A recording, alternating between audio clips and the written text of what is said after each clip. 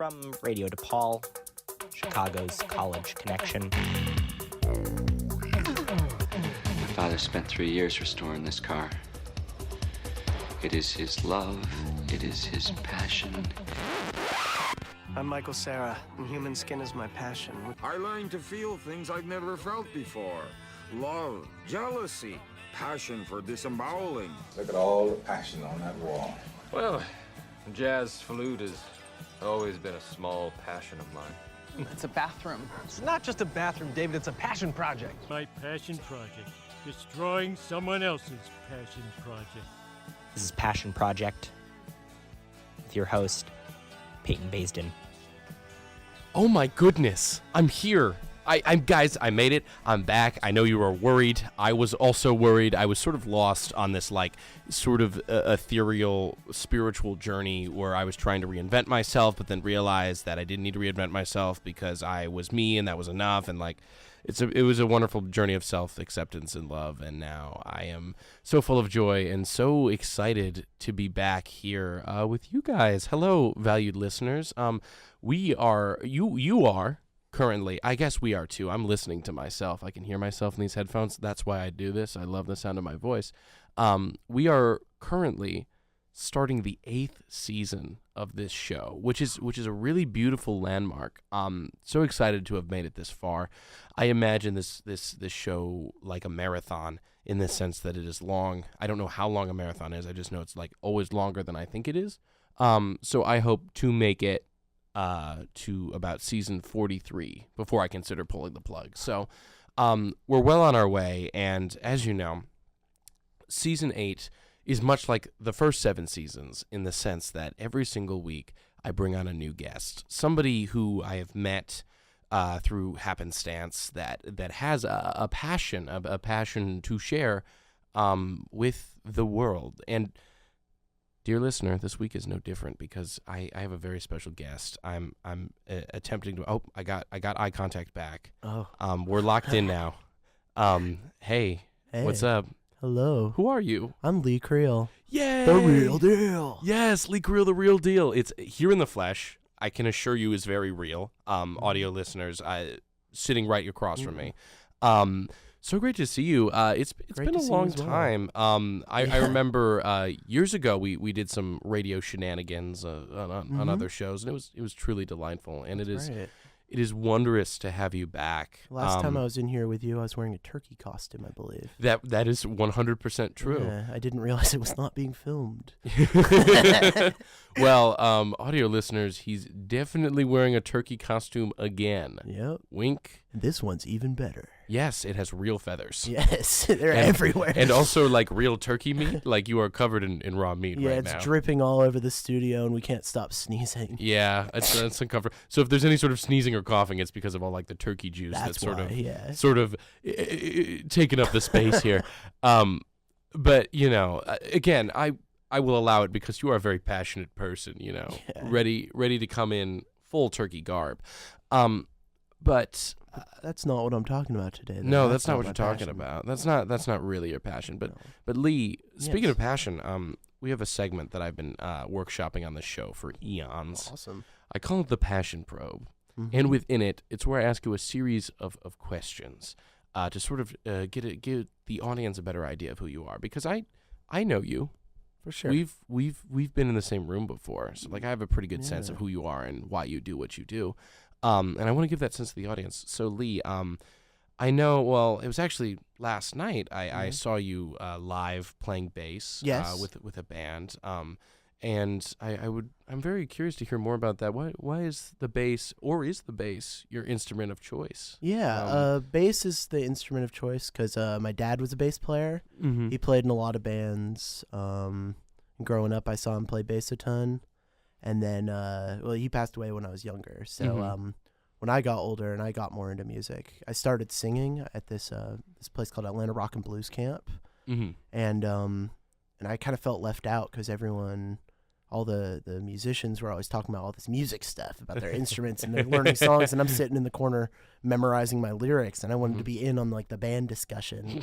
And we had a bass around my house, and my mom suggested, there's not many bass players. There's always a lack of them. So I Right. I started learning bass, and I got my own bass, and now I play my dad's bass. Nice. And yeah, I just love bass because you kind of get to control the band musically, but nobody realizes you're controlling, and yeah, it's nice. It's like a straight man in a sketch, Right, It's like right. a musical version of that. It's a lot of fun. But I also play guitar. I love playing guitar. I find especially when I don't have a band, it's a lot easier to accompany myself with a guitar, and a lot yeah. easier to write music on guitar.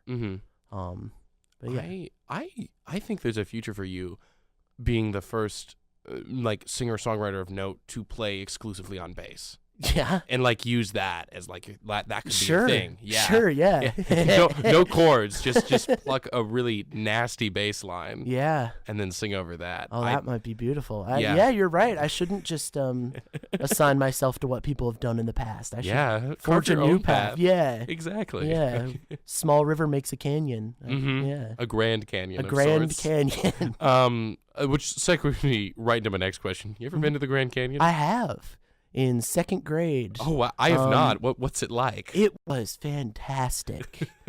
It was jaw-droppingly gorgeous and big. We didn't go down, so it seemed bigger to me, I guess, from just being on top. But Right. it was, fantastic. I was talking to Haley McGee Dean yesterday. Friend of the show. Friend of the show. She Yes. said the Grand Canyon is overrated. Really? She said it's just rocks.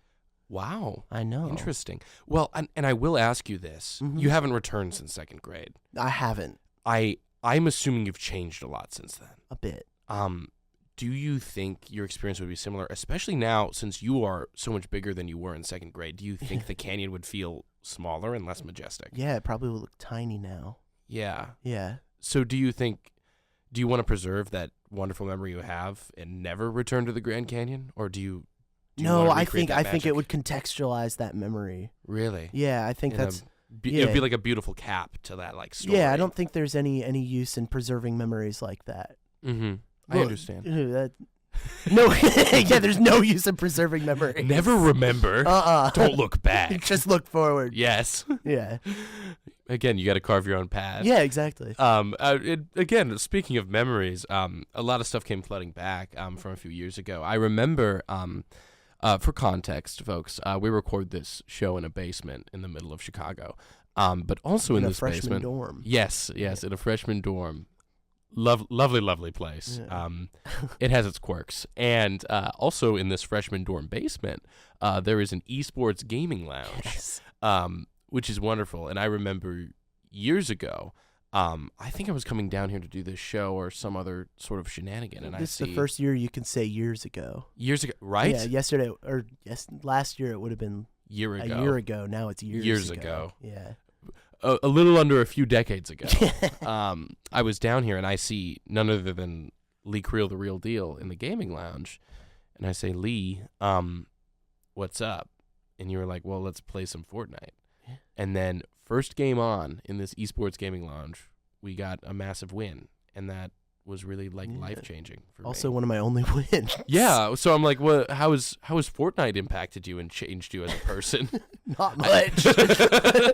I know it's really integral to sort of your whole process. Yeah, it's a good way to hang out with people. Yeah. It was. I think that was one of our best social moments. For sure, yeah. Yeah, just hanging out socially as people Yeah. in a space. Yeah. And that really put into perspective. And I'm like, well, you know what? Years from now, I'm gonna get him on my show.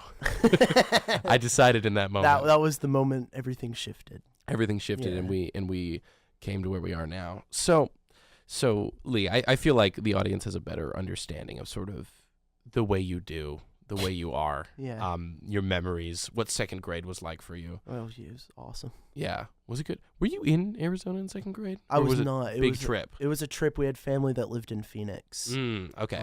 Yeah. Yeah. I think it was October of 2012 or Okay. 11. I think 2011. Sure. Because I remember Maybe. I was wearing Summer Olympics London 2012 merch Oh, the awesome. entire time. Oh, awesome. Were you a big fan? Yeah. It's very exciting. Was that Shaun White? Was it that era?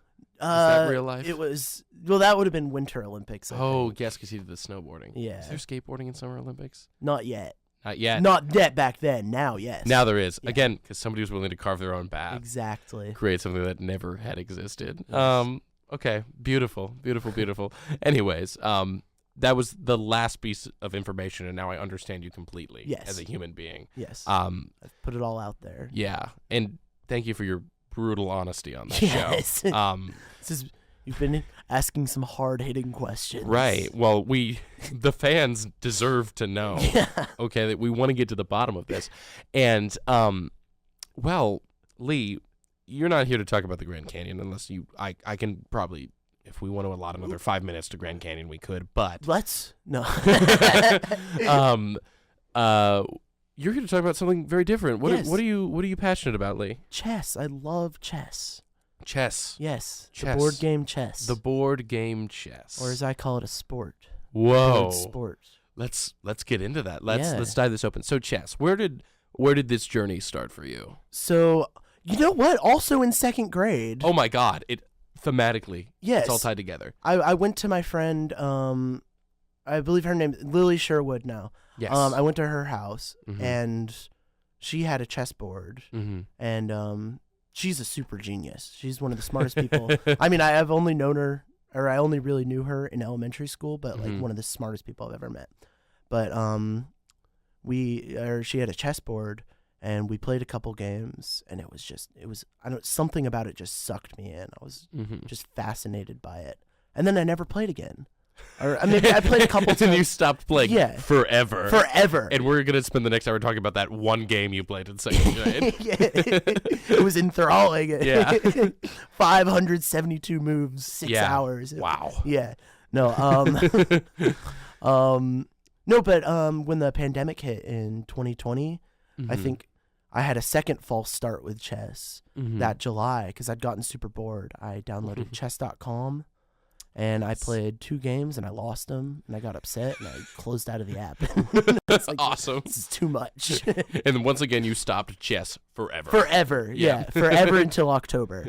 And then Queen's Gambit came out on Netflix. Yes. And well, I watched the whole series. Well, sort of. My Mhm. first watch, I didn't watch the whole series because about 3 episodes in, I got so into the chess part that I downloaded, or I like re-downloaded chess.com. I signed back in, and instead of watching, I started just playing chess while the show was playing on in the background.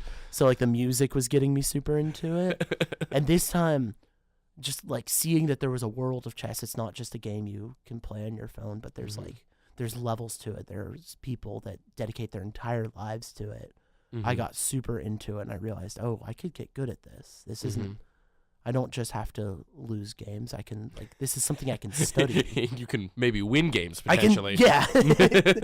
Yeah, that is part of the draw of chess is that Yeah, you can you win can win. games. Oh, phenomenal. Yeah. Um. But yeah, I got super into it and I Mhm. started watching all these chess videos and Mhm. reading chess literature and studying online. And I spent like every day hours and hours Mhm. just playing chess. Yeah. And I'm not quite as or spending quite as much time with it as I was then because I'm not stuck inside the house Yeah. You have 24/7. I have other- responsibilities. I and have things. Yeah. I but, get that. But it hasn't stopped. I still play chess and I'm Mhm. still improving. I'm highest rated I've been so far. I haven't dipped down at all.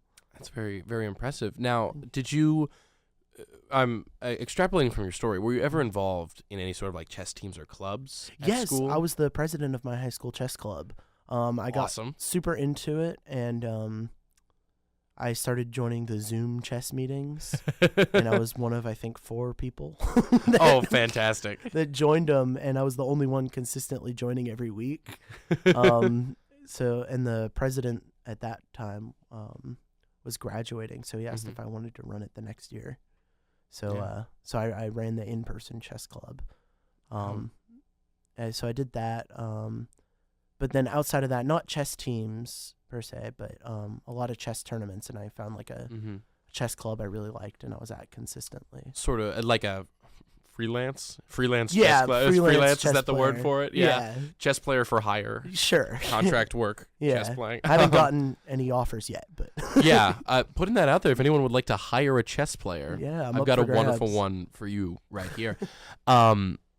So yeah, can you walk the audience through, I guess per se, the tournament structure, culture? Like, what are tournaments within the context of chess as a game? Yeah, for sure. Well, there's different types of tournaments. There's Mhm. classical tournaments, there's rapid tournaments, and there's blitz tournaments. Mm-hmm. So, and there's online tournaments, and there's over-the-board tournaments, which I'll refer to as OTB going forward. Just so you know. OTB. So if I say OTB, I'm talking about real-life chess playing. Mm-hmm. So classical is like the main form of chess playing that, like, if you watch movies and you see people playing chess, or like the world championships, any of that is classical chess. It's each person gets 30 minutes or more. Mm-hmm. So the lowest time control it can be that's classical is 30 minutes. Okay. But I've played games that have lasted 5 hours in tournaments. Rapid is a bit shorter than that. Usually each person gets about 10 minutes or 15 minutes. Mm-hmm. And then blitz is like speed chess, so it's usually 5 minutes or under. Wow. So there's online tournaments. You can Mhm. join lobbies and play online, or you can play official tournaments under a chess organization like United States Chess Federation or Mhm. FIDE, which is the International Chess Federation. Interesting. Yeah. So okay, in these like classical tournaments, you said you've played games that have lasted 5 hours. Yes. Was there a timer on that game? Yes. So there's a chess clock Mm-hmm. on the side of the board, and each person gets a certain amount of time. Every Mhm. time you make your move, you hit the clock, Mm-hmm. and it just Goes back and forth. Yes, Did back you and forth, yeah. did you each have 2.5 hours or? Yes, or- so that was you each get 90 minutes with a 30-second increment. So that means when you hit the clock, it adds 30 seconds to however much time you just spent. Mhm. So if you get in time trouble, you can kind of, if you make moves in under 30 seconds, you can You get back more up. time. And then on the 40th move, they give you 30 more minutes. So it's grueling. How does your strategy change in a context like that? Because like is that really just like I am going to sit here and map every single move in my brain Yes. to make the best one, and Yes. both players are doing that? Yes, that's exactly what it is. It's you just I've spent like 15 minutes on one move, just staring at the board, trying to figure out every possible variation there is, and you calculate all the moves, and you try to visualize the pieces in your head moving. So if I do this, they do that. I do that, they do that, Mhm. and I'm pretty good at visualizing for my level, Mhm. but I'm not a very quick thinker. Mm-hmm. So so I do well in those long tournaments because I can like just go super deep. But the shorter the game is, I'm not super good at making the quick decisions that some people are. Like, yeah. So you are a prefer of classical per se to blitz. Yes, I prefer it if I want to win, but it's a lot. It is 5 hours is a lot of time. I've never felt more sick and not been sick than after a 5-hour chess game. Did you win that game? No. I drew it. Oh, It was a draw. Oh my Yeah. god. The worst part is, okay, this was a tournament. I was rated about 800. So Mhm. for context, 800 is like a beginner. That's Mhm. not super highly rated. And I decided to play up in the open section, Mhm. which is where there were grandmasters playing in this section. Mhm. Now I wasn't playing any of them because I wasn't winning the games to play the grandmasters, of course. But I was playing a guy that was rated about 1500, I think, Mhm. which is pretty good. That's better than about 80% of players Mhm. over the board. And I started beating him, and halfway I was winning in the end game against him, Mhm. and I just got so tired and so stressed. I let it all go. Wow. And well, that's the thing about those long games. So you Mhm. spend so much time in every move, Mhm. but it just takes one move for the whole game to flip. Wow. So it's like every move could be the move that is like the important move of that game, and you never know when that move is going to be. So that's why you have to spend so much time calculating to figure out, is this the moment that matters? Everything is on point. Yeah. What in terms of like the community of players, what kinds of like people do you see? Because was this in high school? Were you? This was right after high school. Right after high school. I took a chess gap year, actually. Beautiful. which we can also talk about that. Sure. But yeah, chess players, a lot of nerds, obviously. It is sadly very male dominated. Which I think it's because like historically it's been a very male led sport. I think a lot of chess players that are playing tournaments started as kids, so they're the ones that the parents are encouraging to play. But what is very interesting, there's a lot of like immigrants that play chess, a lot of from Eastern Europe and a lot from India. So it's cool meeting all these people. From what I understand, it's a very global game. Yes. Yeah. And it's like simple enough to understand. Like it's just fairly universal in that sense. Yeah. It's really cool. I remember this one tournament I played. There was a man that was actually there for a week, and he was visiting from India. And he was connecting with me over chess, and to get my number I had to use WhatsApp?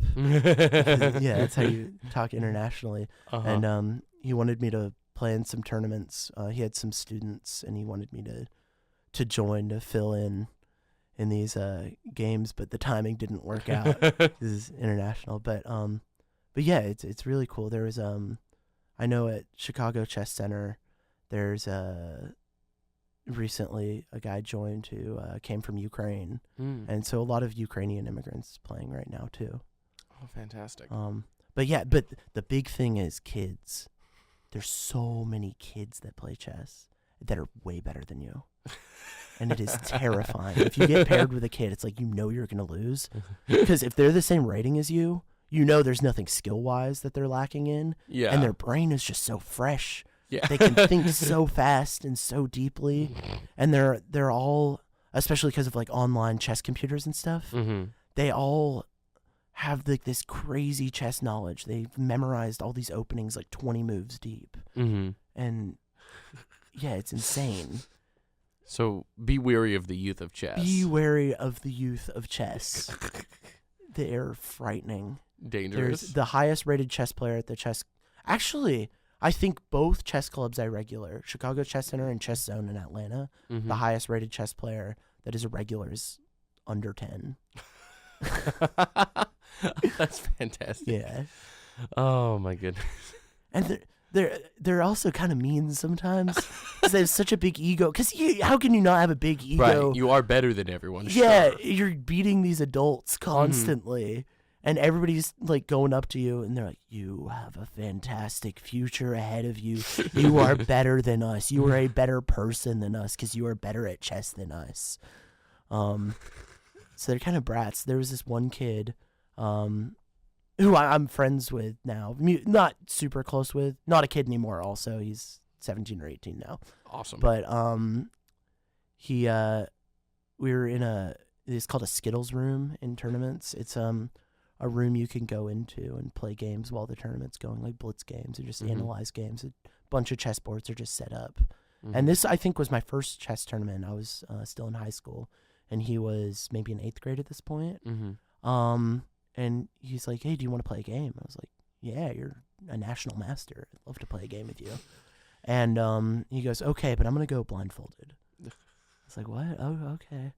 And he covers his eyes and has somebody else make his moves for him. And every move I'd make, without looking at the board, he'd go, do you see where you messed up? And he kept like pointing out all my mistakes without looking at the board and just seeing it in his head. It was insane. Destroyed me. That's wild. But then he told me great job after. So I was like, okay. He's really sweet. It all comes back together. Yeah. How did the rankings break down? I guess, like, yeah. So chess is set up with it's called an ELO system. Doesn't stand for anything. It's a last name. The guy that invented it, his last name is ELO, ELO, like Electric Light Orchestra. Oh, And, no relation. No relation. It's not Jeff Lynne. Yeah. No, not Jeff Lynne. Um, but basically, if you win a game, your rating goes up a certain amount of points. If you lose a game, your rating goes down a certain amount of points, and it's based on how strong the person you played was. So if I played somebody way higher rated than me and I lost, my rating's probably not going to change. But if I beat them, my rating's going to go up a bunch, and theirs is going to drop a bunch. And then if we draw, it'll go up a decent amount because we probably shouldn't draw. Right. So it's all like probability based on rating, and then it goes up. So I think an average chess player is rated about 1,000, 1,100. If we're talking OTB, there it is. Hey, OTB, hey. remember? That's probably about an average chess player. And then if you're considered an expert, if you're rated above 2,000, National Master 2,200. FIDE Master, I believe, is 2,300.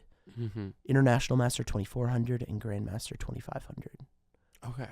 And then there's some other qualification stuff you have to get in. So if you get that rating, you're not automatically that title, but that's generally how it breaks file up. some paperwork. Yeah, yeah. Pay and some you have, dues, maybe. Sure, yeah. And you have to beat certain players. Like, Right. I believe right. you have to beat 3 Grandmasters to become a Grandmaster. Okay. Or, no, you have to do well enough in 3 tournaments. Got it. To get sort of Grandmaster maintain norms. that. Yeah, to Like prove as soon as I get 2501, they're not Yeah. going to give me a medal. Right, It's you have to gonna be like, prove that you're actually that rating. Perfect. But yeah, and then online, generally people are rated higher.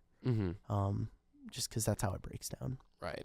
Because I'm assuming you can get a much higher volume of games online. That too, yeah. Because like when you have these in-person tournaments, they're not happening every day. Yeah. So like those games just will, I think, by sheer virtue of that, count more. Which makes it very frustrating because sometimes you drop in rating a ton because you decide to play at 3 a.m. because there's nobody, you don't have to get into the tournament mindset or whatever. So people really crash out. I don't, have you heard of Hans Niemann? No. Ever? He is a current chess player, younger guy. He's like 24, maybe 25. And he's famous for streaming blitz games and completely crashing out when he starts losing. He'll take off his shirt and start throwing stuff. That's awesome. Yeah, I'm it's glad. awesome. I love again, like the culture that's sort of come up around this sport, and I know, especially recently, I do think around 2020 as well, there was this huge resurgence of streaming chess, Yes. or like online chess, and like that became very huge. There were a lot of names in that space that I was like, so what it was spreading. in 2020 specifically mm-hmm. is there was this thing called Pog Champs, whereas a bunch of Yes. streamers went Mhm. online and started playing chess, and then Queen's Gambit came out. So there was this huge chess boom in 2020. Mm-hmm. So that's been super cool at tournaments too. All these people that just started playing chess Mm-hmm. are now there. Yeah. I'm very one of the best clips ever is Moist Critical checkmating Yes. XQC Yes. in like 4 moves, 5. Yes. Yeah. Yeah. That was wonderful. That's the exact same game. Have you seen Queen's Gambit? no. Okay. In the very first episode, she's playing in the basement with the janitor, Mm-hmm. and she gets beaten in 4 moves. Exact same game. They're the same game. It's called The Scholar's Mate. Oh, awesome. Yeah. That's really funny. Yeah. There's what another thing that I think is fascinating about chess is it is also one of the most like studied things. For sure. Especially on a gameplay. There's gameplay level. There's so many philosophies. There's so many different methods, I guess you could say. Do you have a preferred opening? I don't Yes. want you to break apart your game on air in case any of your adversaries or rivals are listening. But like, right. Yeah. for the fans, can you sort of break down what your gameplay strategy is? Yes. I like playing kind of slow. I play this opening called the English opening. Mm-hmm. So if you do have a chessboard, it starts with C4, and I'm not going to explain any more than that. But it allows you to push all your king's pawns forward. The way I play the Botvinnik variation. Of course. And it, yeah. Excellent variation. Yes, yeah, I excellent can tell you're a variation. man of taste. Crushing. Yes. But I like to play very slow. It's called positional chess. Mm-hmm. So there's positional and there's tactical. Tactical is setting up immediate attacks. Like these 2 pieces are doing this against this piece. positional is none of my pieces are actually doing anything. But they're all sort of around in like Yes, a unique way. Exactly. Yeah, they're very well set up. So I like to slowly move all my pieces towards my enemy's king and try to make sure they don't have many options of things to do. And from that, usually later in the game, tactics end up popping up because all their pieces suck and mine are awesome. Yeah, because you spent so much time and effort getting them in the right spot. Exactly. Yeah.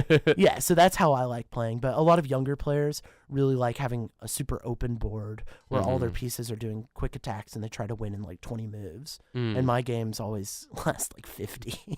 Awesome. Yeah. Do you have a preference for playing white or black? I prefer playing white because I feel very comfortable with the English opening. Mm-hmm. I'm not quite as settled with my openings with black. Also with white, you kind of get to decide what kind of game it's going to be. How the game goes. Yeah. Based on that, yeah. Now, you don't totally get to. Like, there's certain responses to the English opening that I just don't like and turn it into more active tactical games that really annoy me. But with black, with King's Pawn openings, I play what's called the Caro-Kann. That I feel super comfortable in. It's also kind of a slow positional opening, but it can turn very tactical and very sharp. But against the Queen's Pawn openings, I haven't quite figured out something that I feel comfortable with. So with white, at least I always know it's going to be something I'm comfortable with. Yeah. And maybe, again, carve your own path. Yeah. Perhaps we'll see the Creel opening Yes, soon. yes. That'll sort of redefine the way the game is played. Yeah, maybe I'll be able to move multiple pieces at once. That would be huge. Yes, that would change the game forever if I figured out a way to move multiple pieces at once. You should just start doing that. I think you'd win a lot more games if you just moved more pieces. Consider that for Act next like tournament. the game behind us is super exciting, so they Yeah, turn around for yeah, a be second and scramble up all the pieces. Exactly. Yeah. Classic chess move. Classic chess. Or start bringing my hijinks. own pieces. Yeah. And start Just placing them on the board. replacing them, yeah. Yeah, instead of making a Exactly. move, take a pawn out of my pocket, set it Uh-huh. on the board. And I love how you're using it. Like, we're playing small. Just add some pawns. No Yeah. queens. Well, just that's all you pawns. need. Exactly. With an extra pawn, I feel that I That'll have really- a major advantage. Of course. Yeah. Course. That pawn can be anything. Yeah, exactly. Well, it can be anything once it reaches the end of the board. It can Mhm. turn into any piece you want. Wow. So I could just place it right at the end of the board and get whatever piece I want. And, another beautiful thing about chess, it's sort of that rags to riches success story we can all relate to. Exactly. Sort of the narrative on the board is really beautiful. Yeah. Were there any, I guess, players, or I know you said you've done reading, like any sort of philosophies that have really influenced the way you played? Yes, there's this player called Karpov. Mhm. And I can't remember the name of the game. The name of the game. Chess. Chess, thank you. Yes. Okay, sorry, I got lost for a second. There's this famous game he played. He was known as the Boa Constrictor. That was his Ooh. nickname. That's tough. Where he ends up making it where the enemy can't move any of their pieces. The enemy, the opposition. Other Yeah. player. The other sure. player, sorry. It was just as much right to have fun playing chess. Of as they- course, yeah. of course, sure. But he constricts all their pieces where they can't do anything. There's, I think, literally 2 legal moves Mhm. that they have, and it's just like back and forth, and he just destroys them. And that really spoke to me, that game, and that's how I like playing, because Get that good position. yeah, and also this feels evil to say, but it really upsets your opponent. Like, it's so frustrating if you cannot move your pieces. So you play the mental game. Yes. You want to win, but also crush your opponent. I Sort of. really play much better when I see my opponent is struggling, like physically, and when I see him start squirming. And that's why you do it. Sort of the power fantasy of chess. Yeah, the power trip I get off of chess is. That's why I don't like playing online. I can't tell how they're feeling until they go into the chat and they say mean things tell me to to you. off myself. Yeah. Hey, that's a job well done. Yeah. You do get your satisfaction at the end. Yeah, if that happens, I log out and I'm happy for the night. Yeah, you're like, go I can watch go- some TV. And Yeah, I'm like smiling. Go to sleep happy. Yeah, and great dreams those nights. Do you have your own board? I in do. pieces? Yes, I have a copy of the 1972 Bobby Fischer and Boris Spassky World Championship in Reykjavik, Iceland. It's an exact copy of the Of board that set? they played on, and I paid $300 for it. So it was worth it. It was worth it, yeah. Actually, the photo you're using as promo for this episode, that's the board. It's not That's the the board. pieces. The pieces are the cool part. Interesting. But, Are they sculpted in any? Yeah, they're special way? handcrafted pieces. Really? From a company, House of Staunton. Shout out if anybody's looking for a chessboard. Go to House of Staunton. They have the nicest chessboards, and I have a catalog of chessboards you can borrow if you'd like to shop. How often do you look at the catalog? Are you like, let me Every see night. if I need to do before I go to sleep? It's like, There was a while next. I was like every night. It was instead of scrolling like Instagram Reels or something, I was scrolling at House of Staunton, and then I bought the board and I've stopped. And then now you are satisfied eternally. I am with satisfied. the best board. Yeah. Are there? Do you have I don't know how intricate you get. Do you have a preference for sort of materials when you play? Like physically, what pieces? Yeah. And absolutely. And like, what are the hallmarks of a quality chess set? Quality chess set, weighted. You want a weighted chess set. Mm-hmm. It feels so much nicer to. So most tournaments you play on a vinyl board. It's usually green and white squares, and you have white plastic pieces. Mm-hmm. And some of those pieces come with little weights inside, and it feels so much better. It's so much harder to knock down the pieces. It's so much easier to play fast. But there's something really special about playing on a cheap plastic board that is unweighted, because it gets you in that tournament mindset of like every tournament setup is so trashy. Mm-hmm. It's like white folding tables Right. that shake with these unweighted plastic pieces, and it's really nice. But the best feeling in the world is a nice wooden set with felt on the bottom, and you can just slide it just across slide the board. You don't even need to pick them up. Yeah, Just, it barely makes a noise, but the little noise it makes is so Mhm. nice. It's like that. Can you imagine? Wow. Yeah. Doesn't that just put you in the mindset? I am ready Yeah. to chess. Yeah. Ready to castle. I'm ready to Yeah. knight e. I don't have anything I don't know. between 1 and 8. You can say 7. 7 E7. Awesome. Yeah. You Yeah. made a move. Yes, I did. Yeah. Well, and now we'll do the segment of our show where we will both just play mental chess right now. Okay. Shh.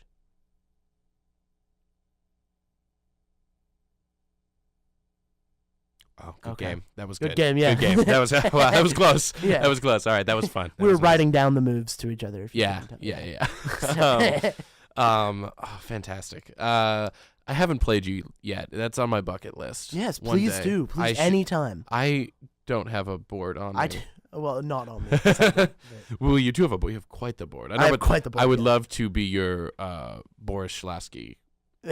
Close enough, yeah. Yeah, Boris. I'd love to be your Spassky, Boris. yeah. Spassky? Yeah. Fantastic. Yeah. Because didn't Bobby win that game? Bobby did win that game. It was a huge upset because the USSR was dominating in chess, and Bobby Fischer was an American and won. And the USSR was using this as like a proof of mental superiority. So, and this was middle of the Cold War, 1972. Wow. So this was huge ammo for the huge. U.S. Yeah. Yeah. I'm making you Bobby because I just feel like you would probably I don't win. want to be Bobby. I do not want to be Bobby Fischer. we had a really fun moment before the show actually where we were just sort of looking up information about Bobby Fischer. And when somebody has a whole tab on their Wikipedia dedicated to anti-Semitism, Yeah. they're probably not the greatest person. And blames the Jews on getting rid of the elephants. Yes, that was something he was passionate about. So, Yes.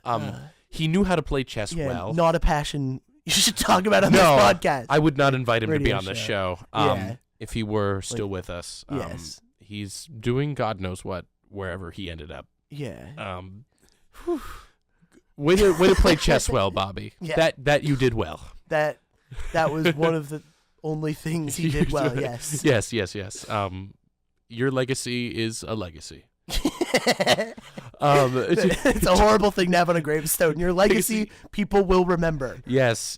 People will remember you for things you did. Do you have any like famous players that are inspired? Well, okay. I was in the chess like sphere on TikTok a few weeks ago. Because did they just have like a large tournament?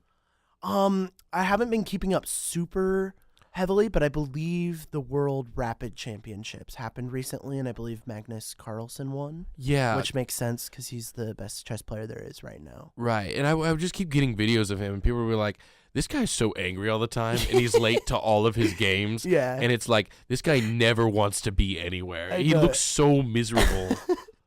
Well, playing. he is. He got so bored of being the best player in the world, he just stopped being the world champion. He's the first person to have stopped being the world champion, not because he lost, but because he said, I don't like this anymore. Wow, a prison of success. Yeah. If you were to play him, do you I'd think lose? Well, sure. Well, okay, hypothetically. Yes, okay. You have upwards of 10 hours. You have all the time you need Mhm. to play your positional game against Mhm. Magnus Carlsen. How much time does he have? Let's give him 3 minutes. 3 minutes? Probably he'd win. Okay. He's good. He's really good. He's really good. really good. I'm not trying to discount you. I think you're good. I'm good. Yeah. Yeah. Where are you rated right now? Right now, on Lee Chess, which is the main website I use. I haven't played Over the Board in a bit, OTB. OTB? But I recently hit 2200 on Lee Chess. Oh, wonderful. So I think that puts me around 1700 over the board, Nice. strength-wise. The highest I've been rated over the board is 1600. Mhm. I dropped down into the 1500s, but I do feel like I've improved since I've played over the board last. Mhm. So I'd be interested in seeing where I am now.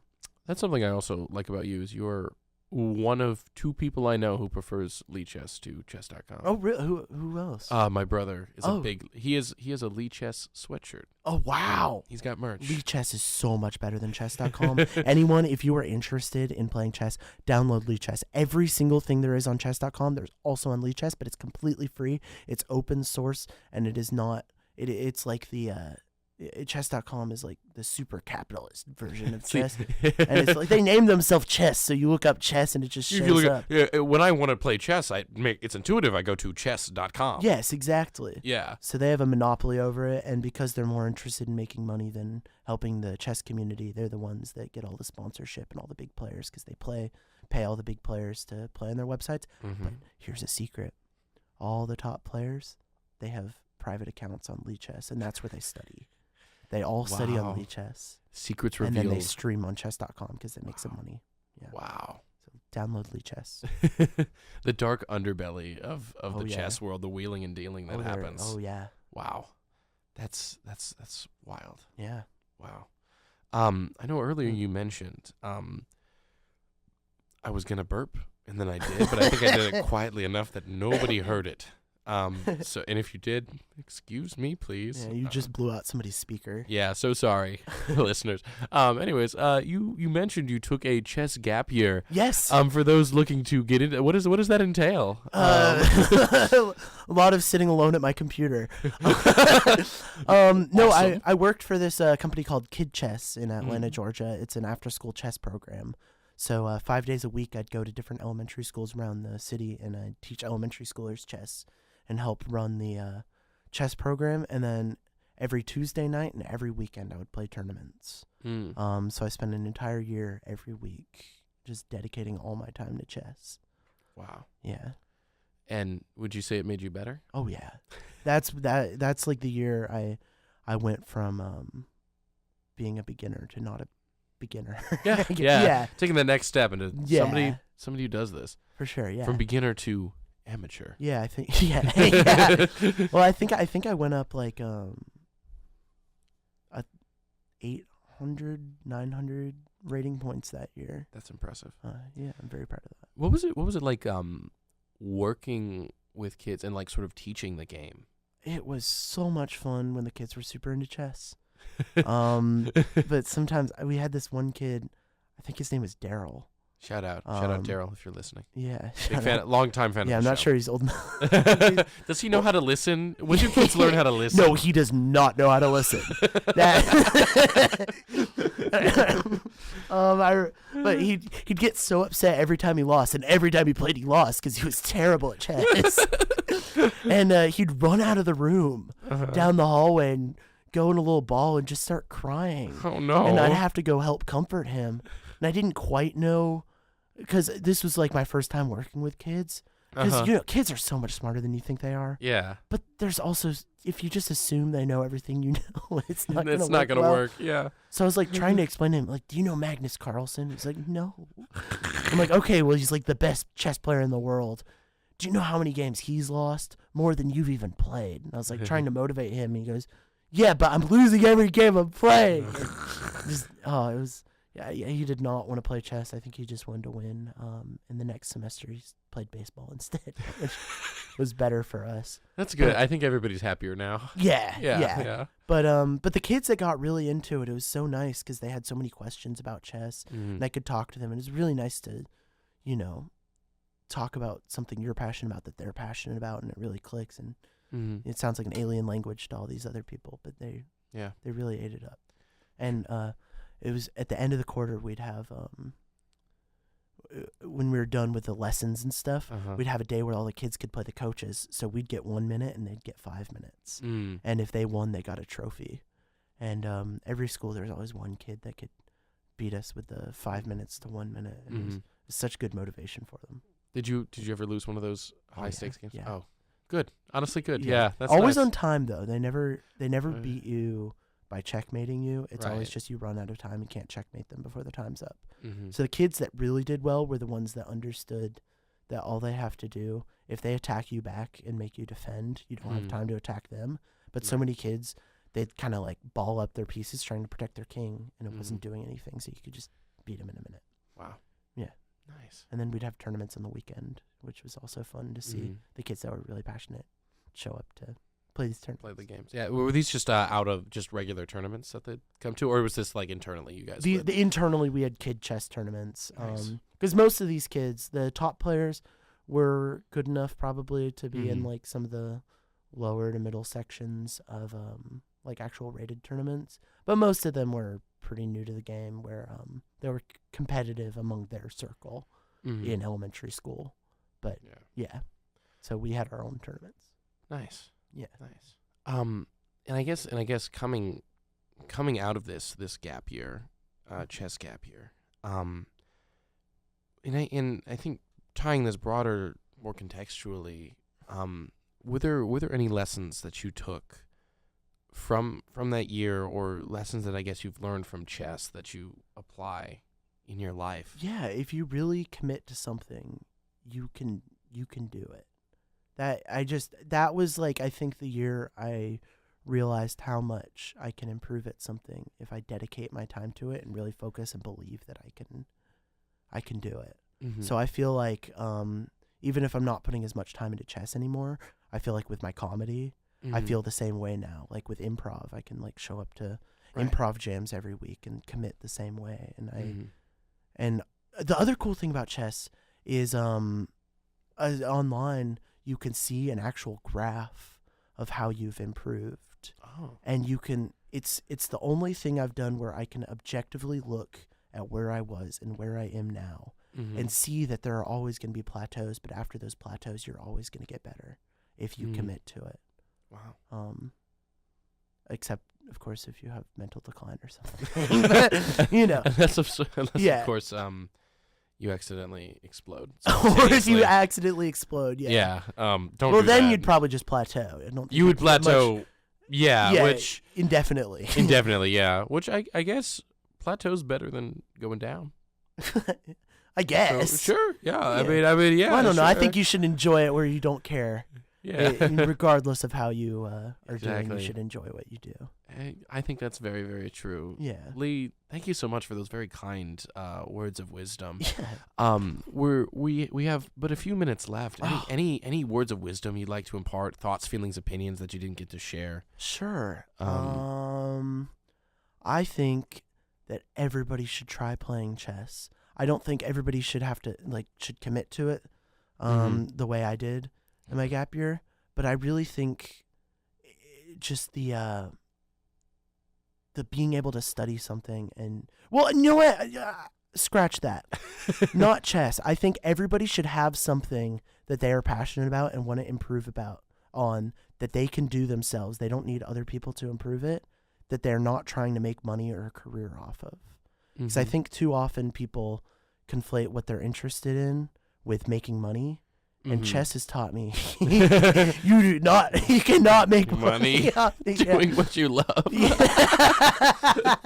So that's the lesson. You cannot make money doing what you love. That's awesome. No, so make money and do what you love and find a place. Yeah, and you can combine them absolutely. Like I want to make money doing comedy. I want to make money doing theater. I want to make money being an entertainer or whatever. Yeah. But like I that should not be what leads you forward, because that's what halts your improvement, because then you get frustrated that you're not there yet. You should take it day by day and set small goals. Like my goals are usually in 4 months I want to be 200 rating points higher than I am now, and when I do that, that's when I really improve. Not when I say in 2 years I want to be 1,000 rating points higher or whatever.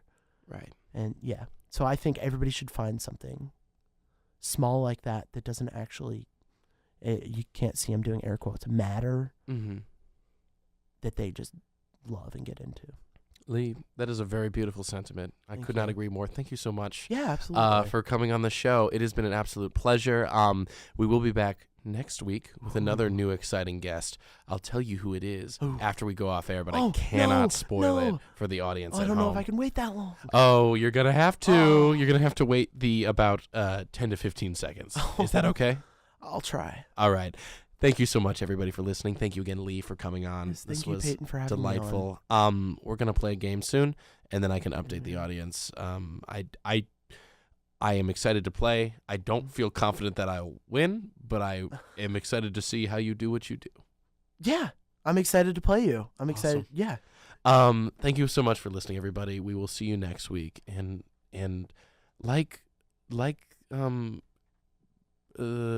Gandalf always says, the passion is the heart of the heart. Sit with that.